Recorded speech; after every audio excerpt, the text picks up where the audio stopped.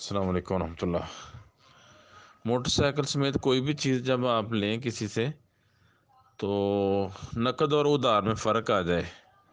نقد اگر وہ چیز 50,000 کی آ رہی ہے، دکاندار آپ کو 55، 60، 70، 75 کی دے رہا ہے، تو یہ قرض پر نفع لے رہا ہے۔ جو آپ کو پیسے قرض پہ دے رہا ہے اس کا فائدہ لے رہا ہے، تو قرض پر نفع دینا یہ ناجائز ہے اور سود کے زمرے میں آتا ہے۔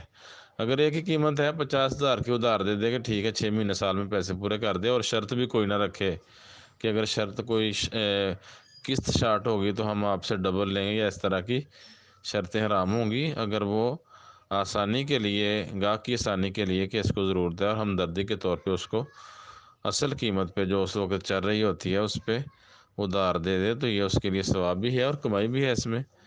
تو اگر وہ اضافی پیسے لے رہا ہے تو ایسا قسطوں کا کاروبار سود ہے۔ جامع ترمذی میں اور سنن نبی داود میں روایت ہے، رسول اللہ صلی اللہ علیہ وسلم نے فرمایا، من باع بیعتین فی بیعتن، جو ایک بیع میں 2 سودے کرتا ہے، فلاح اوکسہما او الربا، تو اس کے لیے کم قیمت جائز ہے ورنہ سود ہوگا۔